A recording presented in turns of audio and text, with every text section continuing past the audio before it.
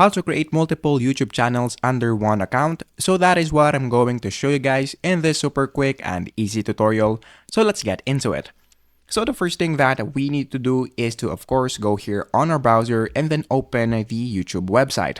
Once you're now here, make sure that you are logged in into your account. So I'm going to click our profile icon on the upper right corner of the screen. Now, the next thing that we need to do is to go here and click switch account. Once you click switch account right here, you will see that I currently have one channel right here, which is my main account. So to add a new channel, all you have to do is to click view all channels right there. And then you will be redirected into this part. Now, what we're going to do is to click create a channel, and then we're going to name this example. And then for the handle, I'm going to just leave it as it is, and then click create channel right there.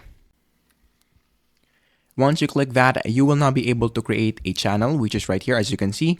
And if we click the profile icon once again and click switch account, you will now be able to see two channels. And if you want to add another one, all you have to do is to click view all channels right there. Click create channel once again, and then just do the steps that we have just did earlier.